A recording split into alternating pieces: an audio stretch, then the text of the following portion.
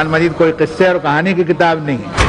جو چیز بھی اس کے اندر بیان کی گئی خوب بیان کی گئی کہ آدمی اس کو سمجھے اور اپنی زندگی کے بارے میں وہ فیصلہ کرے کہ کون ہے, کہاں سے آیا اور کہاں جائے گا. زمین و آسمان میں اللہ کے کلام سے بڑھ کر اور اس کے مقابلے کی کوئی چیز نہیں ہو سکتی. سلام ہو محمد رسول اللہ صلی اللہ علیہ وسلم پر. اس قرآن مجید کو پیش فرمائیں. قلد عيشا غربا كل من أهمل ذاتيته فهو أولى الناس طرا بالفناء. سلام ہو محمد صلی اللہ علیہ وسلم پر کہ ان پیغمبروں کا تذکرہ فرمائے جو اولو العزم من الرسول تھے. باقی سب کے بارے میں یہ کہہ دیا گیا کہ ہر زمانے میں ہر امت کے اندر ہم نے رسول بھیجا. اب ہر زمانے کے اندر جن رسولوں کی تعلیم کے اوپر لوگوں نے اپنا سانچہ ڈھانچہ زندگی کا تعمیر کر لیا وہ مسلم کہلائے. میں آپ کو ایک غلطی کی طرف متوجہ کرنا چاہتا ہوں کہ اس کو جتنا جلدی درست کر لیں اتنا اچھا ہے کہ اسلام کی عمر 1400 سال بتاتے ہیں. اس سے غلط بات کوئی نہیں ہو سکتی. اسلام کی عمر اتنی ہی ہے جتنا آدم علیہ الصلوۃ والسلام کے زمین پر آنے کا جو کال ہے اتنا ہی.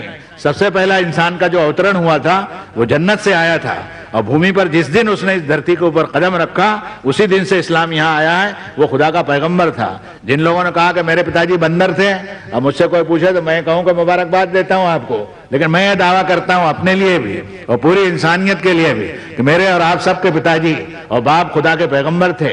نہ صرف پیغمبر تھے بلکہ خدا کی طرف سے وہ طاقت و قوت لائے تھے زمین کے اوپر رہنے بسنے کے لیے, وہ علم اور وہ تجربہ جنت سے لے کر کے آئے تھے. یہ انسانی دنیا کو دین ہے کہ انسان نے اس دنیا میں جتنی ترقی کی ہے وہ سب اس کے باپ کے مستشک میں اور اس کے دماغ میں جنت کا وہ ہزاروں لاکھوں سال رہنے کا تجربہ ہوگا, جہاں کھانے پینے کی چیزیں اور آرام کی چیزیں اور فرنیچر جس کا ذکر قرآن مجید میں صوفے ہیں, چلتی ہوئی نہریں ہیں, شہد کی اور دودھ کی اور کھانے پینے کی چیزوں کے انبار لگے ہوئے ہیں, اور کتنے پھلوں کے تذکرے اور کتنے درختوں کے تذکرے اور کچھ ایسے تذکرے معلوم ہوتے ہیں جس سے اندازہ ہوتا ہے کہ زمین کے اوپر آدم کا بیٹا بھی تقریباً وہی چیزیں اس کے دماغ کے عکس میں ہیں جس کو وہ وجود میں لاتا ہے اور اس کا استعمال کرتا ہے. کیا دنیا میں آپ نے کسی جانور کو کھانا پکاتے ہوئے دیکھا ہے؟ کھانا پکا کھایا ہو؟ کسی شیر نے شکار کیا اور اپنی بیوی سے آ کے کہا لو شکار لے آئے ہوں, اس کو بھون لو گوشت کو؟ ایسا کبھی ہوتا ہے؟ کچھ نہیں ہوتا. ٹیسٹ ان کو ہے نہیں. اشراط الارض جو ہے وہ اپنا کھانا کھاتے ہیں, چوپائے جو ہیں وہ اپنے نردھارت جو ان کا کھانا ہے وہ کھاتے ہیں, لیکن انسان جو ہے پیٹ بھرنے کے لیے تو کھاتا ہے لیکن زیادہ تر اس کا کھانا ٹیسٹ کے لیے ہوتا ہے کہ زبان کے ذائقے کے لیے. ایک تھوڑی سی مثال عرض کرنے کی اجازت دیجیے کہ ہندوستان میں جب مسلمان آئے تو کوئی لاکھوں کی تعداد میں نہیں آئے. جمنا کے کنارے 5-7 آدمی آئے, 10 آدمی آئے. یہ جو بمبئی تھا یہ چھوٹا سا گاؤں تھا, یہاں پر مچھی کا کاروبار کرنے والے لوگ جو ہے چھوٹی چھوٹی کشتیاں چلاتے تھے. 1-2 کشتیاں یہاں آئی, 30-35 آدمی یہاں آئے. بروچ میں کچھ آئے, کالی کٹ کے سمندر میں کچھ کشتیاں ان کی مضبوط تھی, 40-45 آدمی آئے. اتنے آدمی آ کر کے کیا ملک کو فتح کر سکتے تھے؟ نہیں. وہ قرآن لے کر کے آئے جو انسانی دنیا کو ایک دین دینے والا تھا, ایک گفٹ دینے والا تھا, ایک سوچنا دینے والا تھا, ایک بشارت دینے والا تھا. انگلیوں پر گنے جانے کے قابل لوگ تھے جو اس ملک کے اندر آئے. وہ تجارت بھی کرتے تھے ساتھ میں, انہوں نے کوئی دین کو کمرشل نہیں بنایا تھا. انبیاء نے دین کو کمرشل نہیں بنایا. ہر نبی قرآن مجید کے اندر یہ کہتے ہوئے نظر آتا ہے کہ قل لا اسألکم علیہ اجرا, کہہ دو ان سے میں تم سے کوئی اجر نہیں مانگتا. ان اجر الا علی اللہ, میرا اجر اور میری مزدوری اللہ کے ذمے. کوئی ڈیوائن شپ, کوئی چودھراہٹ, کوئی دھرمادھیکاری, کوئی فیس, کوئی پیسہ, کچھ نہیں چاہیے. میرا اجر اور مزدوری اللہ کے ذمے ہے اور مجھ پر اللہ نے کتاب کا جو اوترن کیا ہے وہ تم تک پہنچانے کے لیے آیا ہوں. اور جو میری بات کو مانے گا اس کے ذمے بھی میں نے یہ بات لگائی ہے کہ وہ دوسروں تک پہنچائے. سلام محمد رسول اللہ صلی اللہ علیہ وسلم پر, ان کے ساتھیوں پر اور پھر ان کے ساتھیوں پر جن کو ہم صحابہ کہتے ہیں, صحابہ کے بعد تابعین کہتے ہیں, پھر ان کو پیچھے آئے تبع تابعین کہتے ہیں, اور اس کے بعد میں پھر سلسلے میں کچھ کنیکشن ٹوٹ گئے اور بات ہماری کسی درجے میں بگڑ گئی اور اب بات ہماری بہت بگڑی ہوئی ہے. اس لیے میں آپ کو یہ کہتا ہوں کہ اس کا سدھار کیجئے. قرآن مجید کو معنی کے اعتبار سے اگر آپ سمجھتے نہیں ہیں تو یہ آپ کا ذاتی نقصان تو ہوگا ہی اور ہو گیا ہے, لیکن پوری انسانیت کا نقصان ہوگا کہ اگر آپ گریں گے, آپ ٹھوکر کھائیں گے اور قرآن مجید سے آپ انجان رہیں گے تو پوری دنیا انسانیت جو انجان رہے گی اور کل قیامت کے میدان میں یہ لوگ آپ پر مقدمہ کریں گے. یہ آپ کا بریانی کھانا اور شیروانی پہننا اور یہ آپ کی تہذیب و تمدن اپنی جگہ کے اوپر ہے، لیکن میری آنکھیں اس منظر کو دیکھ رہی ہے کہ فَلَنَسْأَلَنَّ الَّذِينَ أُرْسِلَ إِلَيْهِمْ وَلَنَسْأَلَنَّ الْمُرْسَلِينَ فَلَنَقُصَّنَّ عَلَيْهِمْ بِعِلْمٍ وَمَا كُنَّا غَائِبِينَ، جن کو پیغمبر بنا کے بھیجا تھا ان سے تو ہم پوچھیں گے کہ ہمارا میسج اور ہمارا سندیش تم نے ان تک پہنچا دیا یا نہیں پہنچا دیا، اور جن کی طرف سندیش ہم نے بھیجا تھا ان سے بھی پوچھیں گے کہ ہمارا آدیش اور ہماری شبھ سوچنا اور ہمارا نوٹس تم کو ملا یا نہیں ملا۔ اور پھر فرماتے ہیں کہ فَلَنَقُصَّنَّ عَلَيْهِمْ بِعِلْمٍ وَمَا كُنَّا غَائِبِينَ، پھر ہم اپنے علم کی بنیاد پر ٹھیک ٹھیک بیان فرمائیں گے اور ہم کچھ غائب نہیں ہو گئے۔ میں یہ کہتا ہوں کہ 1200 سال سے بھی زیادہ آپ کا قافلہ یہاں پڑا ہوا ہے، جو چھوٹی سی تعداد میں تھا، آج اللہ کے فضل سے 22 کروڑ کی تعداد میں تم ہو۔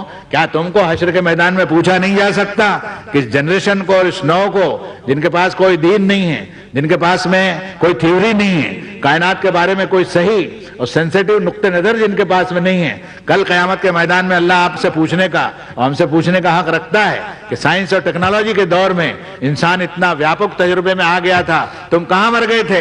تمہارے پاس قرآن مجید تھا، تم نے خود بھی نہیں سمجھایا اور ہماری مخلوق کو بھی نہیں بتایا، تو مجھے آپ بتائیے آپ کس حال میں ہوں گے؟ میرا کوئی تقریر کرنا کوئی پیشہ نہیں ہے کہ پیشے اور واعظین کی طرح میں آپ کو خوش کروں۔ آپ کی ذمہ داری کو آپ سمجھیں کہ انسانی دنیا کو قرآن مجید کی جو دین ہے وہ آپ کے پاس سینوں اور سفینوں میں محفوظ ہیں۔ اگر آپ اس کو جانیں گے تو خود اپنی زندگیاں بھی بنا لیں گے انشاءاللہ، آپ کی دنیا بھی بنے گی اور آخرت بھی بنے گی، اور آپ کے گرنے سے انسانی دنیا کو جو زوال پذیر ہونا پڑے گا اس کی جوابداری بھی آپ پر ہے۔ اس لیے میں نے اس سبجیکٹ کو یا اور اس عنوان کو قبول کیا کہ انسانی دنیا کو قرآن کی کیا دین ہے، ہزاروں ہزار دین ہے۔ فرمایا ان تعدوا نعمت اللہ لا تحصوها، اللہ کی نعمتوں کو گننا چاہو گے گنتی میں کاؤنٹنگ کے اندر گنت شاستر کے ذریعے زیرو لگا کر کے بھی نہیں لا سکتے کہ قل لو کان البحر مدادا لکلمات ربی لنفد البحر قبل ان تنفد کلمات ربی ولو جئنا بمثلہ مددا، کہ میرے رب کے فرمان جو قرآن مجید میں بیان کیے گئے ہیں اس کی تفصیل اور اس آگاہی کی جو تفسیر ہو سکتی ہے اور اس کی تعریف ہو سکتی ہے، اس کے نتائج ہو سکتے ہیں، اس کو لکھنے کے لیے 7 سمندر آئے اور اتنے سمندر اور ملے اور سارے زمین کے لکڑیوں کے کارخانے بند ہوں اور صرف قلم بنائے جائیں اور لوگ لکھنا شروع کریں اور ایک ہی کام ہو، تو فرمایا سب سمندر ختم ہو جائیں گے، قلم گھس جائیں گے، لیکن میرے پروردگار کی تعریف اور اس کے کلمات کی تعریف بیان نہیں ہوگی۔ اس کو جاننے کے لیے ضروری ہے کہ قرآن مجید کو ہم سمجھ کر کے پڑھیں۔ اب میں اس طرف آتا ہوں کہ اس نے پہلے پڑھنے کی بات کہی، آدمی پڑھے گا کیسے؟ فرمایا الم نجعل لہ عینین ولسانا وشفتین وہدیناہ النجدین، کہ احسان ہم نے تجھے دیکھنے کے لیے 2 آنکھیں نہیں دی، 2 پھڑپھڑانے والے ہونٹ نہیں دیے، بولنے کے لیے ایک زبان نہیں دی۔ میں آپ سے پوچھ سکتا ہوں کہ زبان آپ سے زیادہ لمبی جراف کی ہوتی ہے ہاتھی کی ہوتی ہے؟ ہونٹ جو ہیں آپ سے زیادہ جو ہے وہ شیر کے اور چیتے بھالو بھیڑیے کے ہوتے ہیں، لیکن اس کو واچا اور وانی جس کو سنسکرت میں کہتے ہیں یا قوت ناطقہ جس کو عربی کے اندر کہتے ہیں، وہ قوت بیان اس کو نہیں دی، صرف انسان کو اس نے قوت بیان دی۔ آج روئے زمین کے اوپر انسان جتنی زبانیں بولتا ہے اس کا احاطہ کرنا مشکل ہے۔ خود قرآن مجید کے بھاشانترکاروں نے، اس کے ترجمہ نگاروں نے جتنے ترجمے کیے انہیں سے بیشتر کا میں نام گناؤں، ہندی، گجراتی، مراٹھی، تیلگو، کنڑ، ملیالم، انگریزی، فرانسیسی، جرمنی، کتنی زبانوں کے اندر ترجمے ہوئے، اور الحمدللہ جن زبانوں میں نہیں ہوئے جیسے نیپالی ہے، گورکھا زبان ہے، اور دوسری جو زبانیں یہاں کی تبت وغیرہ کی ہے، ان زبانوں کے اندر بھی پوری کوشش اور محنت ہو رہی ہے کہ اس کے ترجمے ہو جائیں، اس لیے کہ قرآن مجید نے یہ کہہ دیا تھا اور یہ بات اس کے صفحات کے اندر موجود ہے کہ وَمَا أَرْسَلْنَا مِن رَّسُولٍ إِلَّا بِلِسَانِ قَوْمِهِ، جتنے پیغمبر بھی بھیجے انہوں نے بات اپنی قوم کی زبان میں کی ہے، لِيُبَيِّنَ لَهُم مَّا يَتَّقُونَ، تاکہ معلوم تو ہو جائے کہ کس چیز سے اس کو بچنا ہے۔ آپ اس پھیر میں مت رہیے کہ آپ گوشت کھا لیں گے، داڑھی بڑھا لیں گے اور آپ جلسے اور جلوس نکال لیں گے اور آپ ہماری مانگیں پوری کروائیں گے اور آپ 26 جنوری کو ورودھ دیوس منائیں گے اور کالی پٹیاں مانیں گے اور آپ ریلیاں نکالیں گے اور آپ ہماری مانگیں پوری کرو گے، یہ کرو گے، آپ کامیاب کبھی نہیں ہو سکتے۔ پیغمبروں نے اپنی بات منوانے کے لیے طریقے اختیار نہیں کیے، پیغمبروں نے، حضرت محمد صلی اللہ علیہ وسلم جو سب پیغمبروں کے سردار ہیں، جو طریقہ اختیار کیا وہ پڑھنے اور پڑھانے کا، سکھانے کا، بولنے اور بتانے کا اور انسانوں کے دلوں کو دھو دینے کا طریقہ اختیار کیا۔ یہ طریقہ اس امت کو اختیار کرنا پڑے گا جب وہ قرآن مجید کی دین انسانی دنیا کے نام آئی ہے اس کا تعارف اور اس کا پرچار کر سکے گی۔ تو میں عرض کر رہا تھا کہ اس کو بولنا سکھایا اللہ تعالیٰ نے، اور انسانی دنیا کو قرآن مجید کی جو دین ہے اس میں آپ اگر پہلے پڑھنے کی بات کہیں تو پڑھنا، لکھنا اور قلم چلانا اور قلم کا استعمال کرنا، کاغذ کا استعمال کرنا، آسمانی کتابوں کا پڑھنا، پیغمبروں کی تعلیم جو لوگوں تک آئی ہے اس کا چنتن منن کرنا، یہ ایک ایسی چیز ہے کہ قرآن مجید جب ہم سمجھ کر پڑھیں گے تو انسانی دنیا کے نام اپنی دین کو جو جاری کرتا ہے اس میں ہزاروں ہزار مسائل آپ کے ہاتھ آئیں گے۔ تو میں پڑھنے کی طرف آپ کو متوجہ کرتا ہوں کہ اہل ایمان کو تعلیم کی طرف توجہ کرنی چاہیے، پڑھنے پڑھانے کی طرف توجہ کرنی چاہیے، چاہے وہ عصری تعلیم ہو اس میں بھی ہم جم کریں، ہمارے گھریلو نظام کے اندر قرآن مجید کی تلاوت کا نظام ہو، تجارت میں بھی ہم جم کریں، اس لیے کہ قرآن مجید نے تجارت کی طرف لوگوں کو پریرنا دی ہے۔ تجارت کا لفظ 2500 جگہ استعمال ہوا، بلکہ ایک جگہ تو یہ فرمایا کہ هل ادلکم علی تجارۃ تنجیکم من عذاب الیم، میں تمہیں ایسا لین دین اور سوداگری اور ایسا تجارت اور ایسی بزنس کی طرف تمہیں توجہ دلاؤں جو تمہیں دردناک عذاب سے دنیا میں بھی بچا سکتا ہے، آخرت میں بھی بچا سکتا ہے۔ تم کو میں نصیحت کرتا ہوں اپنے رب کا نام لے کر کے کہ تمہیں تجارت میں جم کرنا چاہیے۔ اچھا، اس تجارت میں جتنے اصول آتے ہیں، مثلا کوالٹی کا صحیح رکھنا، چیزوں کا صحیح استعمال کرنا، فرمایا یا ایھا الرسول کلوا من الطیبات واعملوا صالحا، اے پیغمبروں چیزیں اچھی سب کھاؤ، کھانا بنانی، کام اچھا کرو، تمہارے کام کو میں دیکھ رہا ہوں۔ کیا اس آیت کی روشنی میں آپ کو یہ نوٹس دے سکتا ہوں کہ تم جو کام کر رہے ہو اس کو تمہارا پروردگار دیکھ رہا ہے؟ تو میں اس آیت کی روشنی میں یہ عرض کر رہا تھا کہ اس مختصر اور نپی ہوئی زندگی کے اندر ہم کو قرآن مجید کی دین معلوم کرنی چاہیے کہ کس کس لائن میں اور کس شیتر کے اندر اس نے ہم کو پریرنا دی ہے۔ تو ایک تو پڑھنے کی طرف لے لیجئے، قرآن مجید کا نام قرآن جو ہے اس کا لفظی ترجمہ پڑھتے جانا، اس کو پڑھتے رہنا۔ چنانچہ فرمایا اور خوب فرمایا وَلَقَدْ آتَيْنَاكَ سَبْعًا مِنَ الْمَثَانِي وَالْقُرْآنَ الْعَظِيمِ، کہ محمد صلی اللہ علیہ وسلم ہم نے تم کو 7 مسلسل دہرائی جانے والی آیتیں دی ہے اور عظمت والا قرآن مجید دیا، اس کو پڑھو اور پڑھاؤ۔ روئے زمین کے اندر نمازوں کے اندر اس کو جو شامل کیا گیا اس کی سب سے بڑی وجہ یہ کہ امت کو ہر روز ہر نماز کے اندر اس کو تھوڑا سا ڈوز ملتا رہے کہ میں کس کا بندہ ہوں اور کس کے حضور مجھے حاضر ہونا اور کیا کچھ کرنا ہے۔ تو پڑھنے کی طرف میں توجہ دلا رہا تھا آپ کو، اور پھر لکھنے کی طرف بھی اور قلم کی طرف بھی۔ قلم کے ذریعے سے علم الانسان ما لم یعلم، قلم کے ذریعے سے انسان کو اللہ تعالیٰ نے وہ علوم دیے۔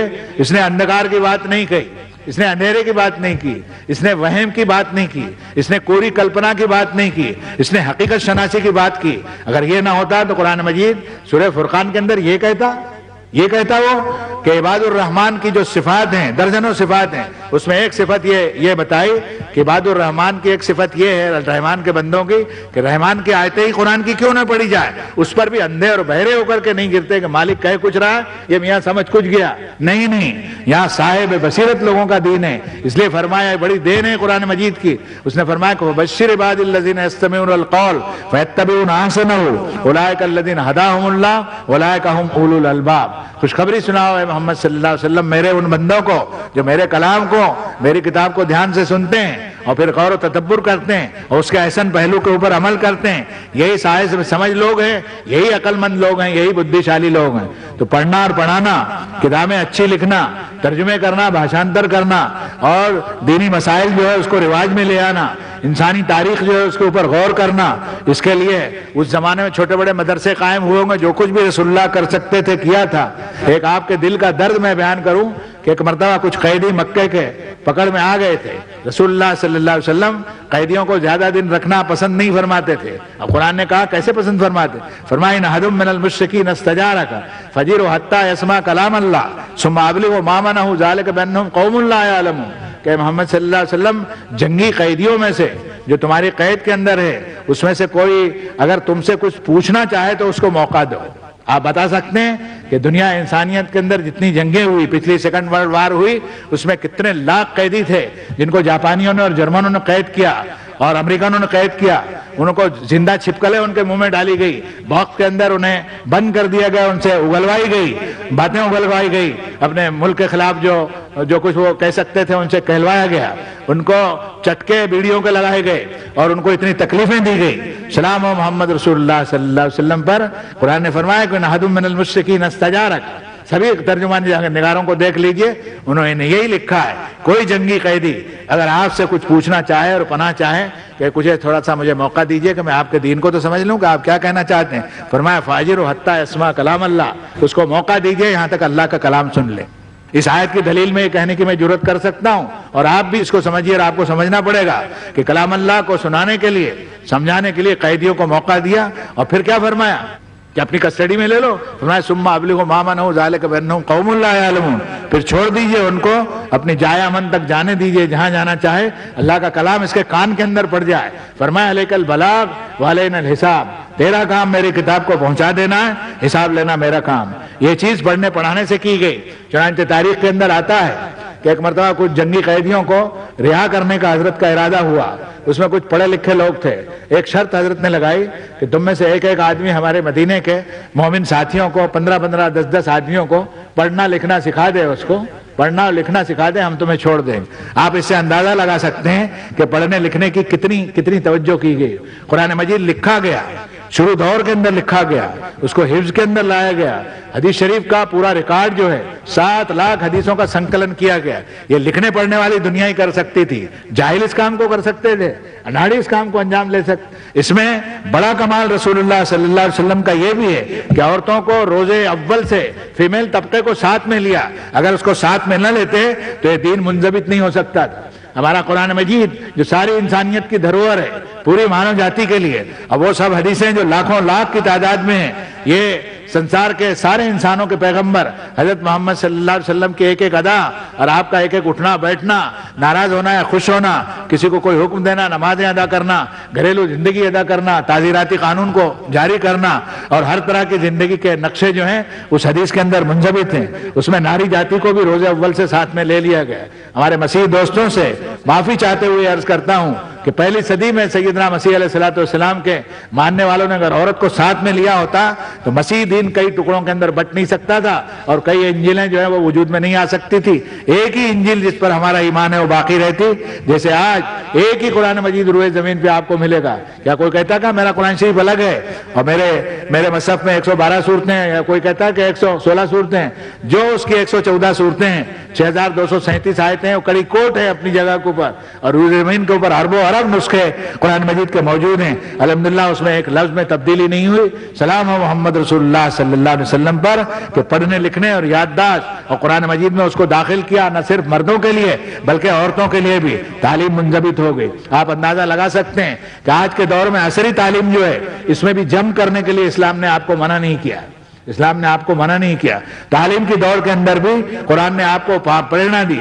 فرمایا قل هل يستوي الذين يعلمون والذين لا يعلمون, کہو اے محمد صلی اللہ علیہ وسلم کہ جو گیانی ہیں, جو جانتے اور نہیں جانتے, دونوں برابر ہو سکتے ہیں. هل تستوي الظلمات والنور, کیا اندھیاری اور روشنی برابر ہو سکتی ہے؟ کیا اندھے اور آنکھ والے برابر ہو سکتے ہیں؟ کیا رات اور دن برابر ہو سکتے ہیں؟ فرمایا انما یخشى اللہ من عباده العلماء, اللہ سے اس کے وہی بندے خوف کر سکتے ہیں اور ان کا دل پگھل سکتا ہے جو عالم ہیں, جاننے والے. علم کے جو ذرائع ہیں, لیکھنی ہیں, کتابیں ہیں, پڑھنا ہے, پڑھانا ہے, یہ حضرت محمد رسول اللہ صلی اللہ علیہ وسلم کی سنت ہے, اور کبھی بھی دین اسلام اس کے اندر آڑے نہیں آیا. انسانی زندگی کے بندوبست کا نام دین ایمان ہے. وہ انسانی دنیا کو دین دینے کے لیے آیا تھا, وہ گفٹ دینے کے لیے آیا تھا, وہ ان کو صحیح سنمارگ دکھانے کے لیے آیا تھا. وہ کیسے ان کو علم سے بے بہرا کر سکتا تھا؟ اب آئیے دوسری جانب کہ زندگی کے بہت سے شعبے ہیں. اس میں ایک تجارت کا ذکر میں نے کیا. گھنٹے سوا گھنٹے میں ساری باتیں تو نہیں ہو سکتی, آپ خود قرآن مجید پڑھیے آپ کو معلوم ہوگا. فرمایا کہ تجارت ان تراض منکم, آپسی رضامندی سے تجارت ہو. زبردستی کسی کے اوپر تجارت تھوپ دینا کہ میرا مال تجھے لینا ہی پڑے گا, نہیں. مال صحیح ہو, کوالٹی صحیح ہو. فرمایا حضرت داؤد علیہ السلام سے قرآن مجید کی دین ہے تاجروں کے لیے, صناعوں کے لیے, فیکٹریاں چلانے والوں کے لیے. فرمایا کہ النا لہ الحدید, ہم نے لوہے کو داؤد کے لیے, سلیمان کے لیے نرم کر دیا تھا. فرمایا قدس فی السرد انی بما تعملون بصیر, کہ کڑیاں جوڑنے میں اندازہ صحیح رکھنا. یہ کوچ اور کنٹوک اور بازو بند اور زنجیروں کے کرتے جو پرانے زمانے کی جنگوں میں کام آتے تھے, جس کو قرآن مجید نے اپنی زبان میں کہا کہ لتوسن من باسکم, آپس کے تمہارے فساد کے اندر تم کو کام دے, ایسے زنجیروں کے کرتے حضرت داؤد علیہ السلام اور حضرت سلیمان علیہ السلام بناتے تھے, تعمیر کرتے. فرمایا کہ زنجیر کی ایک کڑی چھوٹی اور ایک کڑی کم زیادہ مت کر دینا, جو بھی کام کرو وہ صحیح کام کرو.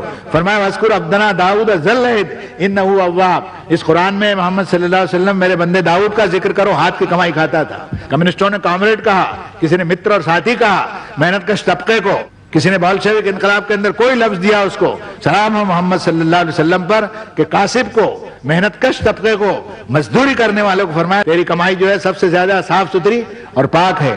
تجارت کی طرف رسول اللہ نے پریرنا دی، میں حدیثوں کا بھی سہارا لوں گا، فرمایا کہ روزی کو تلاش کرنے کے لیے منڈیوں میں جاؤ، صبح سویرے دن نکلنے کے پہلے منڈیوں میں مال آتا ہے، جاؤ مال کو خریدو اور لوگوں تک پہنچاؤ۔ اب جو مال کی کوالٹی ہے وہ صحیح ہو، مال میں کوئی ہیرا پھیری نہ ہو، تول جو ہے وقیم الوزن بالقسط ولا تخسر المیزان، یہ انسانیت کے نام دین ہیں رسول اللہ صلی اللہ علیہ وسلم کی، تو تاجر ڈنڈیاں نہ ماریں، چاہے وہ لیکوڈ چیزیں ہوں بیچنے کی یا کیبک فٹ کی ہو یا وزن کی ہو، کوئی اس کے اندر ہیرا پھیری نہیں کرے۔ ایک مومن کے نام نہیں، پوری انسانیت کے نام یہ پیغام ہے، اللہ کی کتاب کی دین ہے کہ فرمایا کہ فویل للذین، ہلاکت اور بربادی ہے ان لوگوں کے لیے جو ناپ کر کے اور تول کر کے لیتے ہیں تو بھرپور لیتے ہیں، پورا پورا، وَإِذَا كَالُوهُمْ وَوَزَنُوهُمْ يُخْسِرُونَ، اور جب ناپ تول کر کے دیتے ہیں تو ڈنڈی مارتے ہیں، اس میں کم کر دیتے ہیں۔ آج بے ایمانی اور ملاوٹ کا جو دور ہے اس میں یہ آیتیں جو ہیں ضروری ہے کہ سامنے آنی چاہیے کہ انسانیت کی دین ہے۔ فرمایا الا یظن اولئک انہم مبعوثون لیوم عظیم یوم یقوم الناس لرب العالمین، ذرا اس کا واس تو دیکھیے، اس کے انداز دیکھیے کہ کم تولنے والے کو اور ڈنڈی مارنے والے کو یہ کہا کہ کیا تیرا خیال نہیں ہے کہ تیرا مردہ قبر سے اٹھے گا ایک دن، لوگوں کے مال کے اندر تو نے جو قطر بیون کی ہے اس دن کیا دے کر کے چھوٹے گا، اس لیے آج دے کر کے چھوٹ جاتے۔ ليس غير الله ربا للعباد كل من أهمل ذاتيته فهو أولى الناس طرا بالفناء لن يرى في الدهر قوميته كل من قلد عيش الغرباء لن يرى في الدهر قوميته كل من قلد عيش الغرباء كل من أهمل ذاتيته فهو أولى الناس طرا